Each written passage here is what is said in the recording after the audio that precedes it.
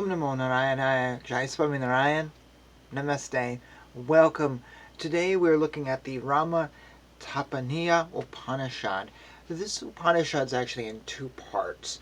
And, well, overall it's not that long. For clarity, I decided we're just going to take each part in a separate video. So this is the first of two videos. The first part is called the Rama Purva Tapaniya Upanishad. The tattva, or principle and philosophy, of Rama exists in this world, with his life showing the way to live, with his name showing the way of ethereal knowledge, and also blessing all those who meditate or worship it with wealth and renunciation. The word Rama on which yogis devote themselves is immeasurable and forever joyful and indicates Parabrahman itself. The body has been ascribed to Parabrahman, which is holy, without any second, which does not have any blemishes, and which is bodiless, so that the worshippers are shown the path.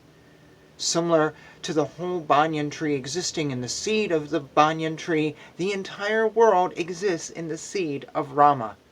Rama, when incarnated, shone along with Sita, who is nature herself, like the moon shining with its moonlight.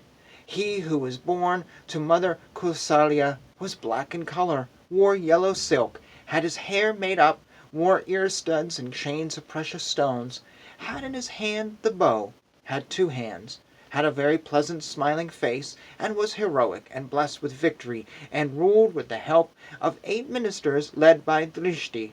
He was keeping the Parameshvari, who was the mother of the world, who was nature, who had 2 hands, who was well made up, and was holding a lotus flower in her hand, on his lap, and lightly embracing her. He with Sita formed a triangle with Lakshmana, who was holding a bow in his hand, and was golden in color. The Devas approached him, who was sitting below the wish-giving tree, in the form of a triangle, and prayed, "Our salutations to you, who is the personification of passion and illusion, and also a god primeval to the Vedas.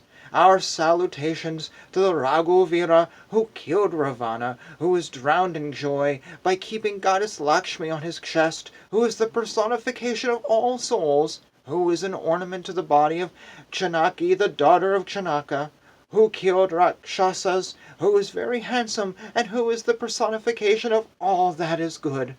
Oh, the killer of Ravana, please give us your protection and your grace." Then they were with him and became very happy. On his left was Satrugna, on his right was Bharata, and on his front was Hanuman, who was listening to his advice. There was another triangle. Below Bharata was Sugriva, and below him was Vibhishana. Behind him Lakshmana was holding an umbrella, and below him Vibhishana and Sugriva were holding fans made of palm leaves. This was another inverted triangle. So the long-armed Lord Rama, who was shining, was meditating in between this figure with 6 vertices. This is the first row surrounding him. The second is surrounded by Vasudeva, along with Santi, Shankarshana, Sri Padyumna, Sarasvati, Aniruddha, and Rati, as well as fire and others in different directions. Third is surrounded by Hanuman, Sugriva, Bharata, Vibhishana, Lakshmana, Angada, Shambhavan, Satrugna, as well as Drishti, Jayanta, Vijaya, Surashtra, Rashtravardhana, Ashoka, Dharmapala, and Sumandra.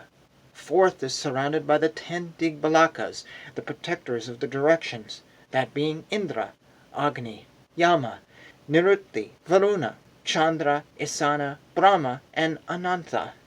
Fifth is beyond the Digbalakas and consists of their principal arms, that being Vajra, Shakti, Danda, Vara, Pasa, Angusa, Gada, Sula, Madma, and Chakra.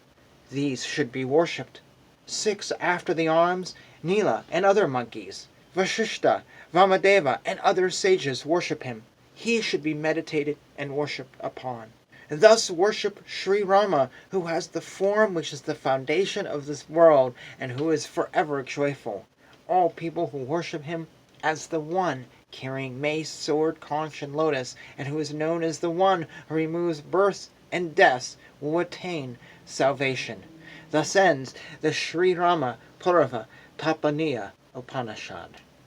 I was remembering, while reading this, the first time I encountered Hinduism. And I say Hinduism because that was the word I knew. And I knew nothing about it, quite literally, when I came across a book on Neem Karoli Baba, written by Ram Dass. I found it on the sidewalk with some free books, and I'm like, oh, okay, what is this? This looks kind of interesting, because I liked world cultures, though I was pretty ignorant on anything that wasn't, European. So I'm looking at this going, wow, this is cool, and I came across some page, and he's talking about Rama, Rama, Rama, Rama, because he was always chanting Rama. I was like, wow, okay, this is whatever. And I ended up taking the book with me. And long story short, in that moment, I went from being an atheist. I knew there was a God. That was it. I was done. And it would just be a very long search to find that God. I was, I'm 45 as I record this video, about to turn 46. 1997, I was, just finished my freshman year in college. So, all these years later, I'm reading about Rama again. I've come full circle. But the exciting part is that if you go into my channel, in some earlier videos, you will find that I've been reading Valmiki's Ramayana. It's a 7-volume set, having never read it before, not knowing what it is. This word, though, that was part of the action that changed my life so long ago when I was so young. And so now when I read this, I understand what it's talking about. Had I read this Upanishad years ago, I would not have. And I mention this because you may be tuning in and not quite know what this is talking about. If you are a Westerner like me, you probably, unless you have studied Hinduism or Sanatana Dharma, you may not know the story of Rama.